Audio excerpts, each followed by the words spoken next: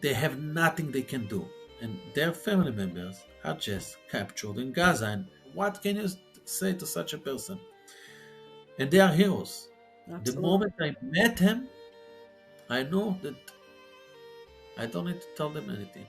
I gave Daniel a big hug, and then a hug. And Daniel said, I was asking him, you bringing a guitar with you? And he said, we need to keep the people in the, in Hebrew we say matzav ruach. I'm not sure how it's called in English, but in a good The mood, he mood, said. right.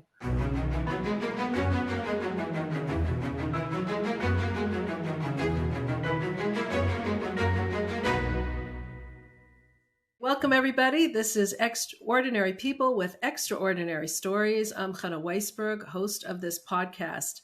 Joining me today is Rabbi Levi Mendelson, who is the director of Lev Chabad in Israel. And he's going to apprise us a little bit about the situation there. Thank you so much for joining us, Rabbi Levi. Thank you for inviting. Sure. Okay, so the first thing that came to mind when I invited you was actually a picture. We're now in the middle of Hanukkah. By the time this airs, though, our audience will be way past Hanukkah. But I saw this picture of the menorah in Gaza, and I understand you were the one that was bringing it there. And I want you just, seeing that picture for, I think, so many of us was just so symbolic of so much, such a monumental moment. Finally, the menorah being lit in Gaza amidst the war. Can you tell us a little about that? I gotta be honest, at the moment I wasn't feeling it. I wasn't seeing how symbolic it is.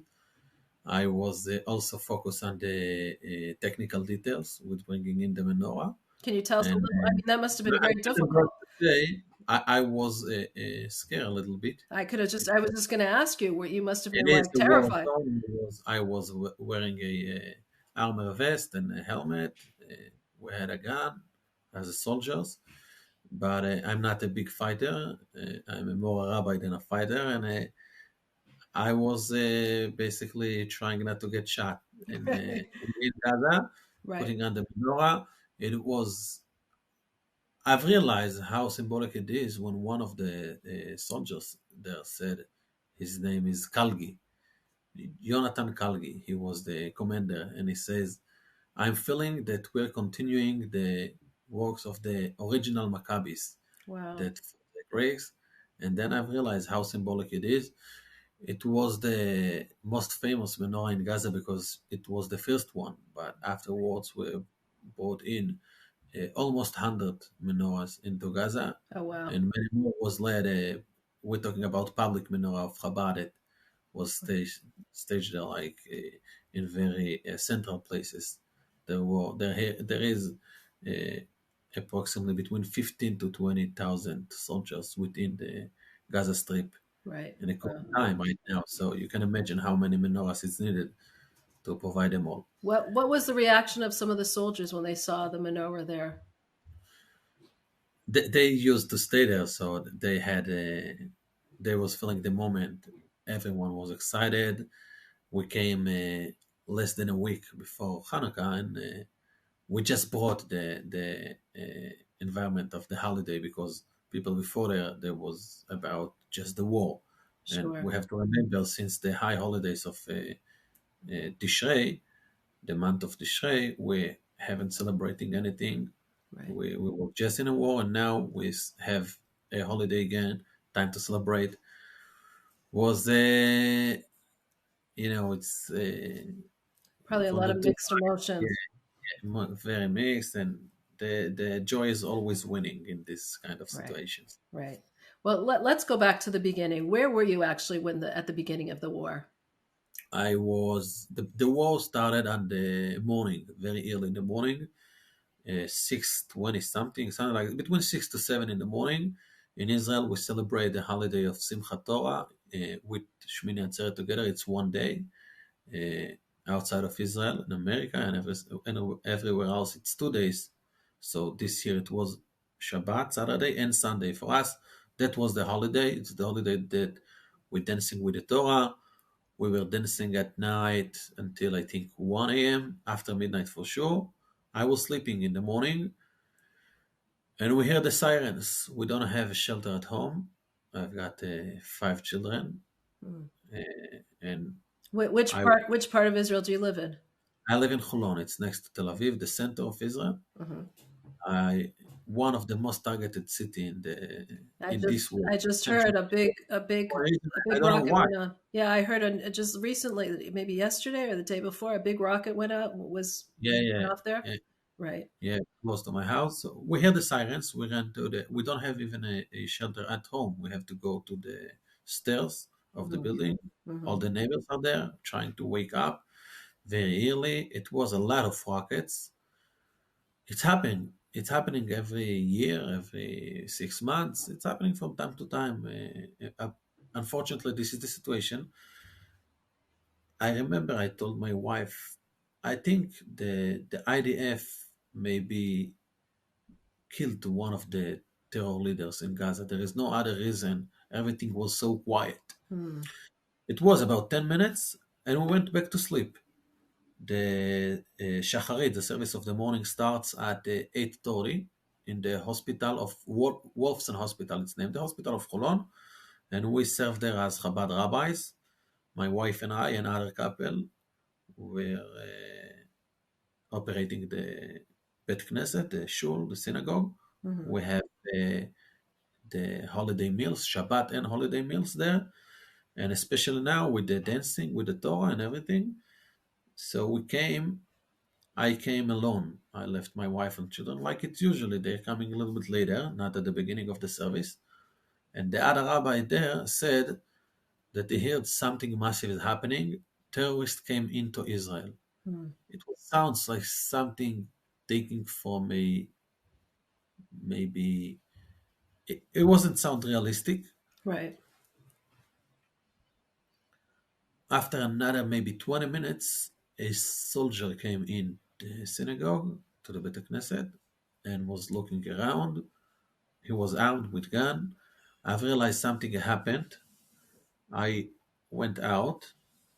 I asked someone if he knows what happened, and he said there is hundreds of terrorists within Israel.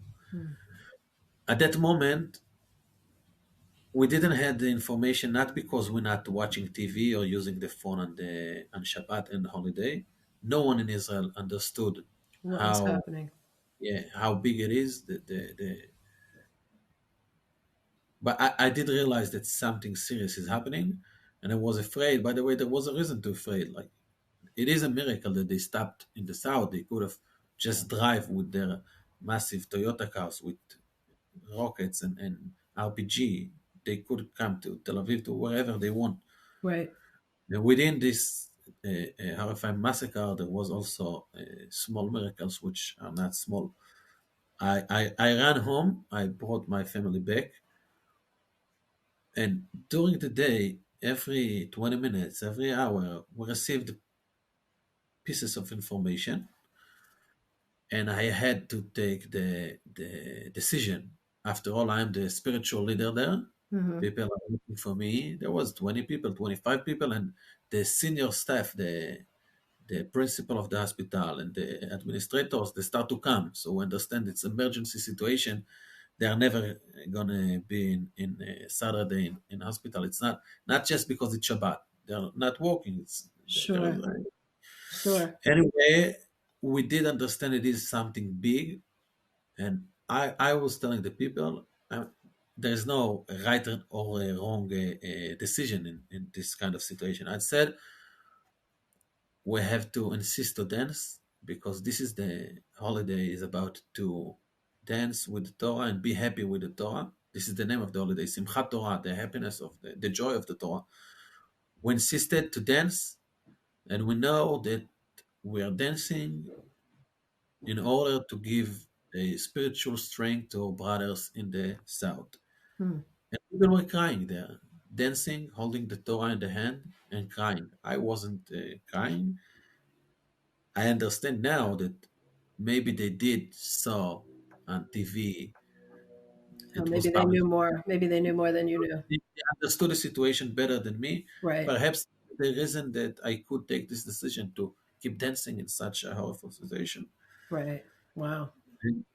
we kept the holiday until the night. And the Mhm. night we opened the phones. We started to understand. It took, as much as I remember, the official number of deaths was about 400 on the night of Right the on that first night. Right. October 7th. And it took 2 more days until they got to the official number of 1,400. It is unbelievable. If you compare to the population of Israel, Right. the number of it's much bigger than the September 11 if you compare just the. Sure. Sure. At what point did you decide to get involved, like to start the war room of Lev Chabad? So Lev Chabad, it is division of in Chabad of Israel called the Tzirei Chabad that focus on hospitals and things that related with health and chesed and the corner that they are meeting each other. We had a meeting, a big meeting here. Uh, I was trying to convince people try to convince me to be the coordinator. They said we need someone. It is a big thing. Someone need to be in the just coordinating. I wasn't we'll get into details. I wasn't behind the things. It's not that it was me. I was just happened to be that I was in the center. I didn't want to. I was afraid it's gonna take uh, time that I don't have, especially that I know that I can be called for reserve duty, which is called the miluim here in Israel, and I didn't want to, and my wife convinced me. She said, "You don't understand. It is a war. This is the moment I've realized we are in a war Hmm. because we have, terror attacks and things happening, another two again and again, and I've realized things that we heard in stories. I was never in a war before. I'm not Right. that old, but we hear that 50 years ago in Israel there was a war, the 6 Days War, the Yom Kippur War. Is your wife from Israel? Yeah, she is Israeli, raised and born Uh-huh. and raised. Always And listen she to the wife. said, you gotta understand, it's a war. Whatever it's needed, we have to do it. And Right. Sure. we started to map what's going on, what's the situation, what are the needs, and we had it's now more than 2 months Hmm. of very intensive work that a day later got much more complicated because I was called to What? serve in the army. Yeah, you said you were on reserve. What were you doing in the army? And We I just want to go into the matter of Miloim and all the reserve duty. hmm The idea of the reserves is that we're not that big country and we have a lot of enemies. hmm So in order to have a big enough army,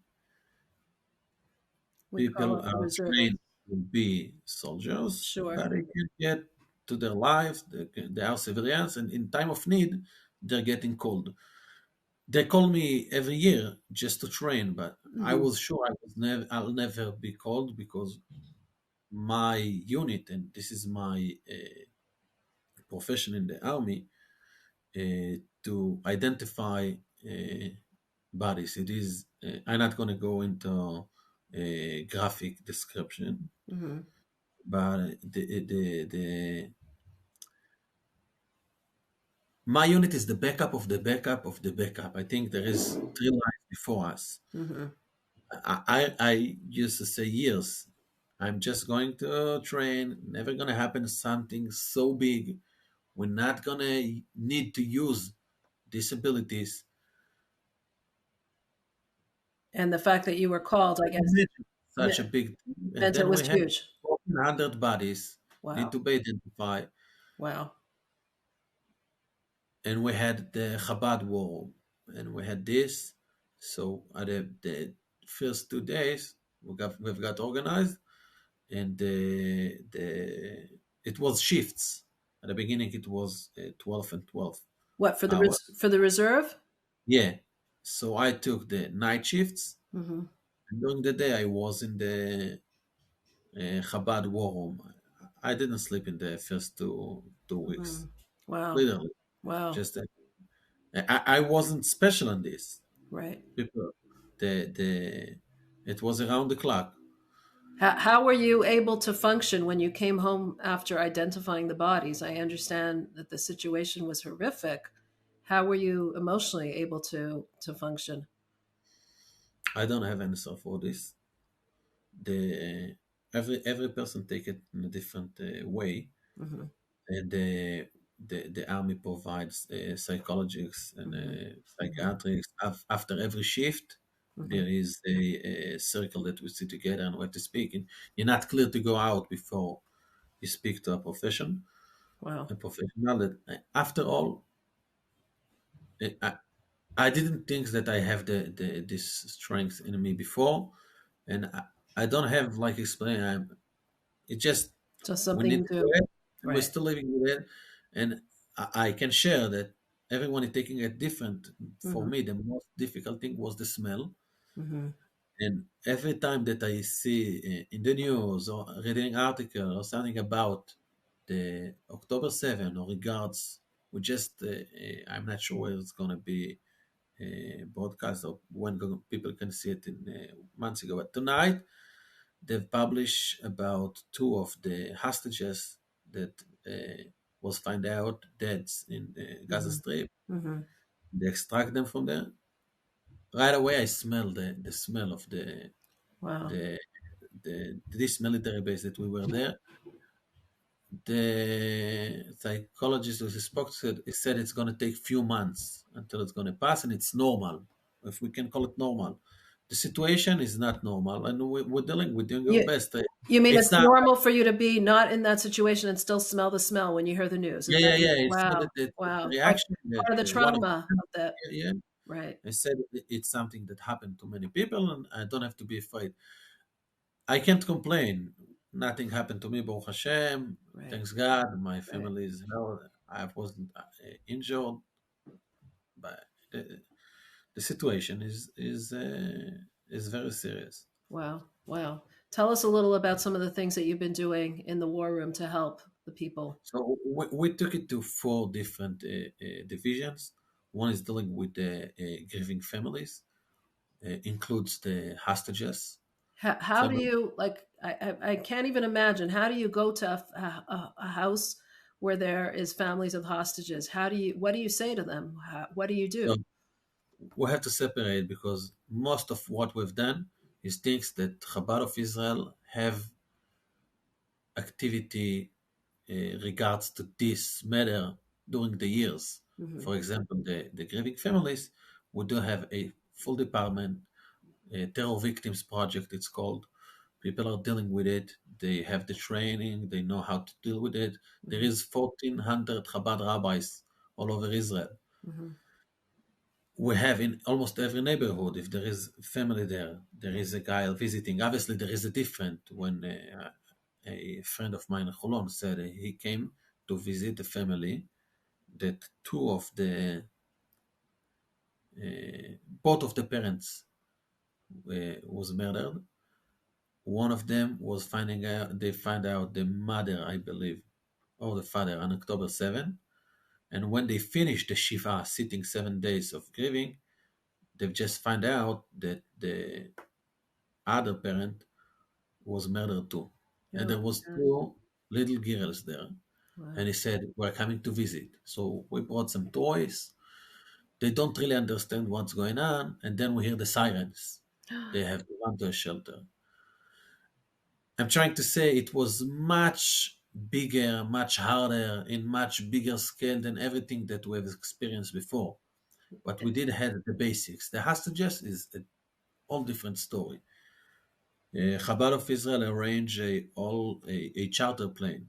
They rented a all airplane, the biggest that El Al have, for a 1 day to come to pray in the Rebbe's oil, the I saw Rebbe's. that. It was such a the moment was just watching the hostages pray there was just I mean it was heart-wrenching and yet full of hope at the same time. It was what did they feel about that? What was their I excitement? came with him, You came with and them. it was actually my first time to meet with the family member of a hostage, because before that there was someone here that took responsibility of all of the matter of the hostages families, and he was in touch with them.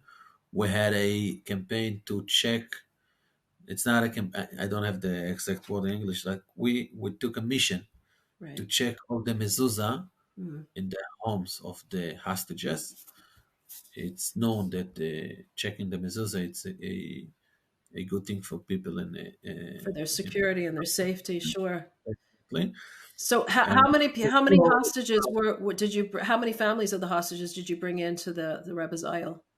there was 250 family members. Wow. I can't tell you now the exact amount of the families, but most of the families Right. sent at least one representative.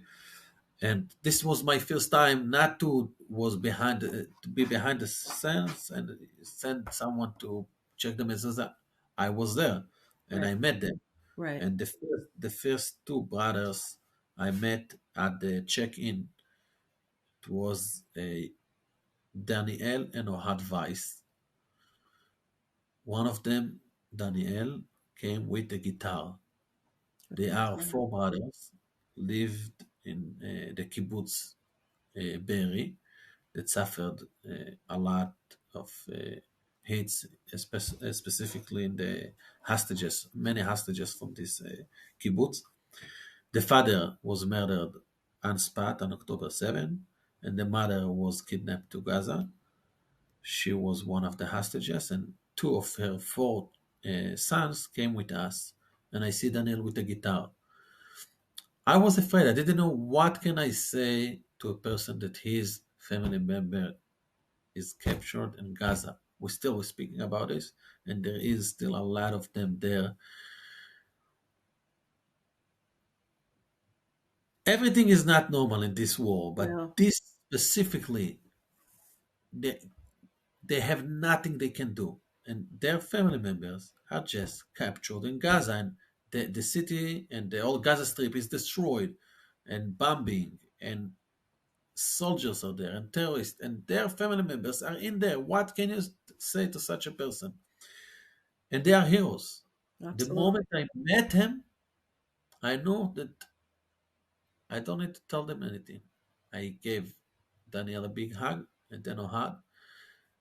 And Daniel said, I was asking him, you bringing a guitar with you? And he said, we need to keep the people in Hebrew we say matzav ruach. I'm not sure how it's called in English, but in a good The mood, he mood. said. Right. And he was playing all over the road, on the airplane, on a train, on a bus, wherever we went, and people were singing with them. Wow. And the day after we came back, the IDF found the body of his mother in Gaza. They got the intelligence that and they had a special rescue operation for the. She was murdered in a few days before she was murdered, and I just saw one of my friends is a Chabad rabbi in Kfar Saba, and Daniel met him at the journey. He came with another family of hostages that lives in Kfar Saba, and Daniel offered to come to the menorah lighting in Kfar Saba to make the people there happy. And he was Wow. sharing about his journey to the Rebbe's Ohel, and he was playing still with the same guitar. These people have Unbelievable. How old is he? How old is he about? in the Tories, the early Tories. Wow. Wow. Such strength. Where does he have it from? We don't know. It's unbelievable. We do know that Hashem gives together with the Right. challenge, He gives the power to Wow. go through it. But you see it with your eyes. People have strength that it's unbelievable. Unbelievable. Wow. That's incredible. Yeah, that visit to the Isle was something so special. It was also the day before, the night before the march in Washington. Well, many of the families were It there. was then afterwards. We Right. came to the on Monday, and then on The Tuesday we next went to. day. Right. Yeah, we made a stop on our way to Israel, and it was. Did it give strength? Did it give some solace to some of the families? Listen, the people I spoke with said we came to Washington because we need the public opinion. We need the Mm-hmm. people to keep Right. it. But we came to have the blessing of the Rebbe. Wow. This is they've got interviewed also in English in the media, and they kept saying it. This is the reason they came. Who am I to say Were, otherwise? were they religious? Were they all religious, or you know? Most of them not. The kibbutzim in this area are not Orthodox oriented. Most of the Sure. people there are completely not defining themselves as even traditional, and many of the hostages are from the party, which you can imagine the people in the party uh, within the holiday are not defining themselves as Orthodox, but it's all. This But is that didn't matter. That didn't matter. They still wanted to this come. is this is belong to October 6th. Right. Since Right. October 7, the way we speak here in Israel completely changed. I can tell you that I'm feeling it on the streets. There is solidarity, not just from people from overseas. People here in Israel, we're feeling now how we are one nation, and we have to find a way to keep it after the war finish. I hope soon, but Right. this part we have to keep it. Right. I mean, as part of what you're doing, also, I know you're giving out a lot of religious articles like tefillin, mezuzot, and tzitzit to people who before never had any interest. Shabbos candles. Um, how do you explain that renewed awakening? I'm not looking for an explain. Hmm. It seems so natural and so. It's Right. just like this. People are connecting to their. It's called all sources or background. To who It's they all. are, to what they Well, are. Right. this is who we are, Right. and Wow. we're on. So, Absolutely. Tell us a little bit more about some of the other things that you're doing. I mean, you so said with the hostages. yeah, this is actually the smallest division because there are 1,400 casualties and 240 hostages. We have over 6,000 people got injured since the start of the war. You're More talking than about half, soldiers that are injured? a lot. Most of them are Most of them are soldiers, soldiers. there are also civilians. Just you mentioned before the rocket that hit in Holon. A Right. person, 45 years old civilian, got hit by the rocket. This is something that happened this week. Right. In the south, it's unfortunately much more often. And the we provide a spiritual help to the patients. So what is that spiritual? Sorry, go Yeah, ahead.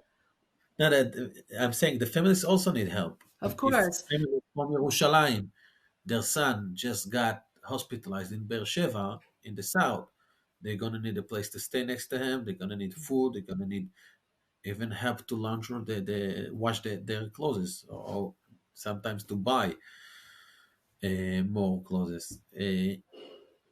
Right now, there is a very massive need with these families, and as much as we see it, this is going to be the longest challenge of the war because, in my opinion, it's going to last long months, Hmm. Hmm. perhaps a year, if not in this intensive level. At least they're going to Right. stay. The soldiers are going to stay in Gaza and the borders, and we have miracles, but the way that it works, that unfortunately there is soldiers that got hit and they are injured and wounded, and they're gonna keep calm, and Right. uh, we're gonna have to be prepared to deal with them. And there is a Tori Shluchim that working in hospitals, full time job all over Israel. So tell me a little bit more. I mean, I like the logistics seems like huge. I mean, just taking care, like you just said, even just laundry, even just taking care of things like that. There's so much that there's so many needs that need to be taken care of. But you also said spiritual needs. When you say you're So taking care it's of their both. spiritual, It's combined. It's combined. The it's spiritual. combined, It's right? combined. The spiritual is combined with putting on tefillin or having a blessing, writing a letter in the Torah scroll, or putting a holy book in the room. Spiritual is also the feeling of a patient, and this is something that we do during the year, the mitzvah, the command of Bikur Cholim, visiting the sick. So today there is researches that shown that patients that getting more visitors, uh, it's their healing process is faster and in higher chances to For sure. They see that heal. they're that people care about them for sure. But So we see that the most thing that they want or need, and the most helpful thing, people just sitting next to the bed, listening to him, not even telling him things. Most of them just need someone to listen to, hear their story, hear their fears, hear people got that they gave their sometimes a arm or a leg, right. Well, sometimes that's what I was going to ask you. Like, how do you even approach someone who lost a limb? I mean, when we look at when we hear that someone was killed, we're so saddened. But you hear wounded, you don't even imagine. But some of these wounds are real serious wounds. I mean, it could be a limb that's missing or something that really impacts their life from now on. So hundreds, sorry, hundreds of soldiers in lots of this situation. soldiers, yes. So Hundreds. I assume between two to three hundreds in a serious serious situation like condition. this. It's going to take them months to recover.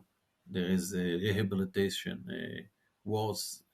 They are unfortunately very good in Israel because they have the experience. Mhm. But now it's numbers that we didn't saw before anytime. And So how do you approach someone like that? Like, what do you say? What do you we do? had we had many groups that came in. I was there the previous week, I think, a week and a half ago. I was in Tel Shomer with a group from Australia,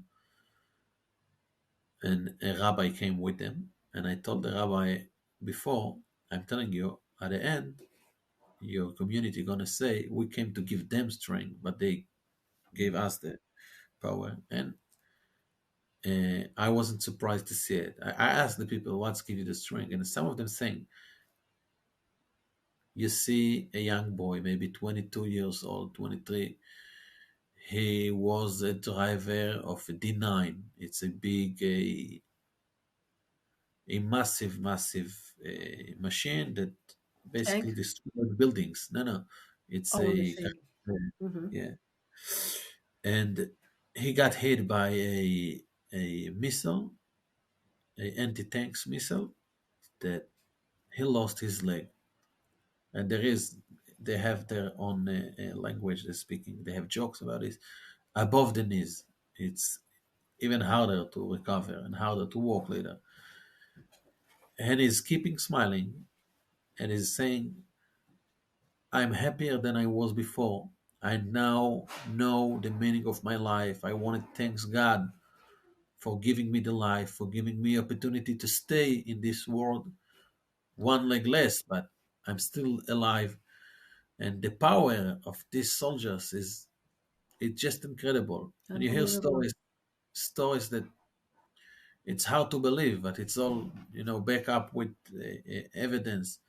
One of the injured is a civilian live in one of the villages next there. It's not a kibbutz; it's a small village, and he said he went out of the house to fight the terrorists that got into the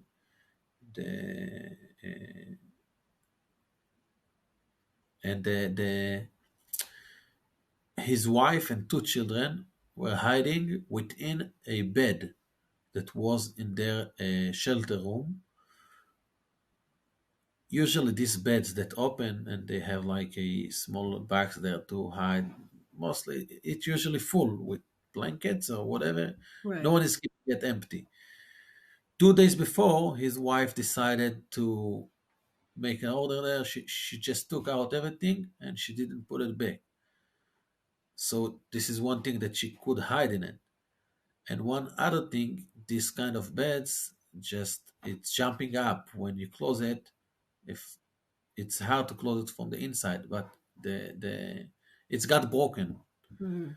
So he said my wife was hiding within the beds, and the terrorists came in and were sitting even on this bed. Oh my That gosh. she Wow. couldn't.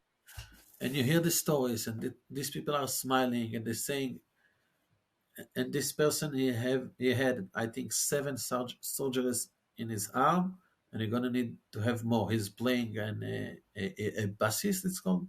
He's playing and a band. He's playing. He's Oh a wow. musician, Wow.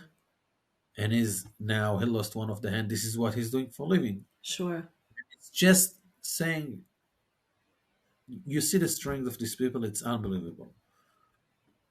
Wow. Wow. Unreal. Really unreal. Wow.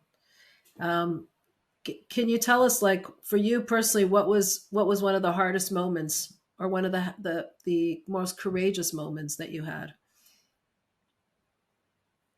There's more than one. Now, if I gotta to choose one, You can give us one hard moment and one courageous moment. You can give us more than one. I'm sure there were many. yeah, I just in I think it was the beginning of the second month of the war. I came to one of the hotels in Tel Aviv. There is more than 100,000 displaced people in Israel. It's refugees in our own home, in our own land. And this They this is another thing that you're doing in the war room. I guess you're helping Yeah, all these so displaced people. it started at the beginning of the war. We had just the communities in the front, the people live in the south, next to the border, and then the government has started to evacuate them. So we Right. needed to provide them much more. And I probably made a mistake. I saw someone there. There was an event for children. I came just to help them. And I start to chat with people. I saw someone sitting in the lobby. So I said, you see, this is the bright side of the war. The government pays for you for a hotel. Hmm. I think he's 80 years old, an old person, 80 maybe 75, not a young boy. And he just started to cry. He tried to explain me. He said, you don't understand what it is. You don't have your home. You just have a one luggage with whatever you could put in. I want to go back to my home and I don't care what's going to happen to me. And he was just crying with tears. Hmm. I lost the words then. I realized this is just a side effect. His home wasn't hit by any rocket or missiles. All of his family members are alive. They're safe. The government officially is taking care of him. He have where to sleep and what to eat. But he's feeling like he lost everything. And he's right. And this is just one of 120,000, something like this. It's wider than we see, and it gave me the understanding how big is the job that we have to do. Right. Right. Wow. It's huge. It's so much suffering and so much, but yet there's also these. I mean, you're saying, like, people who have gone through so much and they're giving us such hope. They're so strong. That's really so beautiful to see. It is, and this is even when we see the hardest parts of the war, the completely the full picture is that the I'll say it in different words. When you go in the streets of Israel, people are not looking down; they are going with their heads up. That's what I was And going to ask you. What's the mood like? so the more is that we're fighting for our life. It's not a choice, and we're gonna win it. And we are unite. we're all together in it. We're helping each other. It's unbelievable.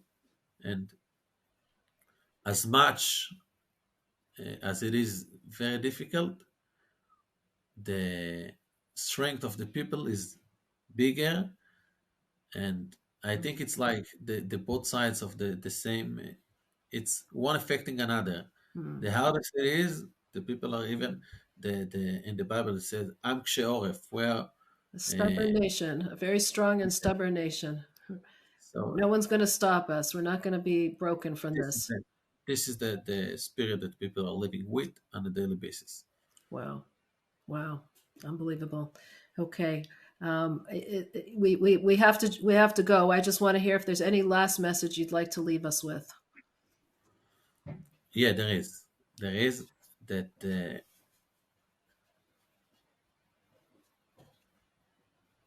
people have to know that they are being taken care, and the people of Israel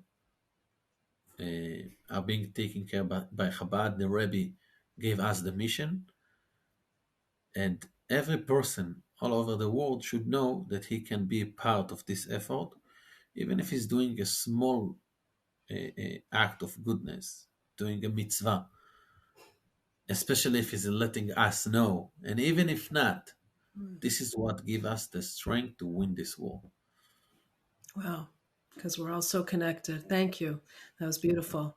Thank you so much for joining us. Thank you so much for what you're doing there. And I hope your work will quickly be stopped so we no longer need it. Um, Amen. yeah. Let's hope for miracles in the future. Thank you so much for joining us. Wow, I just completed that interview with Rabbi Levi Mendelson, who really gives us such a picture of the individuals that are involved in this, the individuals that are there, the families of the hostages, the individuals that are wounded, the soldiers that are wounded. And what comes so clearly across in the interview is really the strength of the Jewish people. I think the part that really touched me the most was that family of the hostage that came to the aisle of the Rebbe, and he was playing his guitar and he was saying, we just have to keep up the spirit. We have to make people happy. I mean, the strength to be able to do that. Or the soldier that was wounded, and he, rather than bringing down the people who came to visit him, rather than them inspiring him, how he inspired them, and how he just spoke about how lucky he is to feel to be alive, and how this was something that really just taught him something so much more about life. This attitude, this spirit is just so unbreakable and just really makes you realize what's important in life and what is significant and what really is the things that keep us going and keep us strong and continuing and resilient to be who we are, to be Am Yisrael, to be the Jewish nation. If you enjoy watching these podcasts, I hope you will subscribe. You can subscribe to get it to your inbox on Chabad.org/extraordinary. These podcasts are available on all podcast streaming platforms, so you can see them there. And also, please, as always, leave us some feedback. We love to hear from you. We love to hear what you liked, what you were inspired by, what touched your heart, because we just love to hear from our readers. Thank you again for joining us. Thank you again for watching.